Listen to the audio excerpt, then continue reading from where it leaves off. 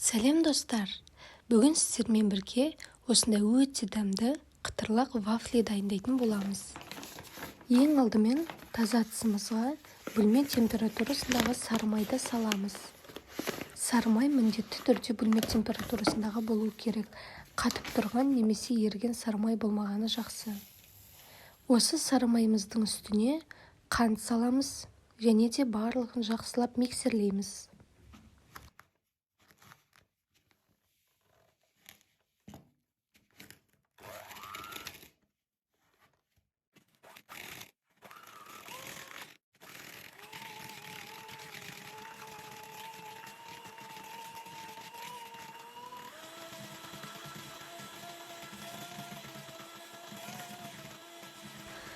Қант пен сары май жақсылап біріккенше, ағарғанша араластырамыз. Кейін осы массамыздың үстіне 5 жұмыртқамызды саламыз.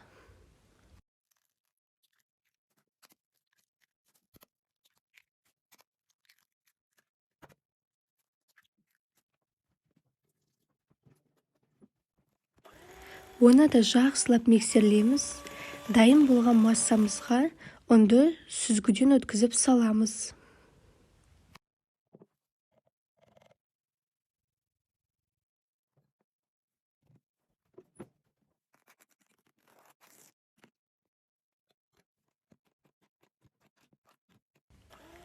Құрметті көрермендер, егер сіздерге осы видео ұнап жатқан болса, лайк басып, каналымызға подписаться етуді ұмытпаңыздар.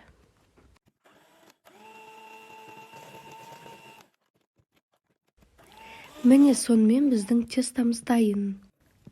Осы вафлимізді пісіретін арнайы ыдысымызды қыздырамыз.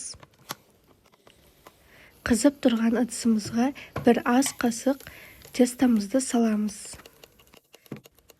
Вафлиміз піскен бойда бірден формасына келтіруіміз керек.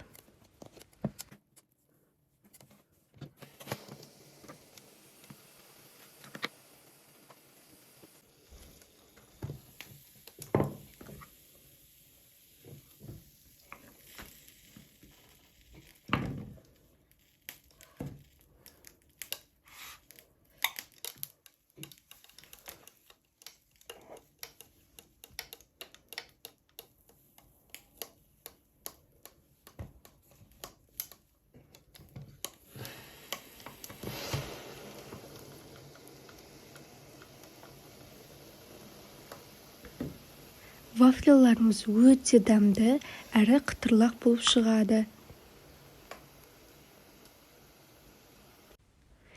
Бізбен бірге дайындап, жақындарыңызды қуантыңыздар.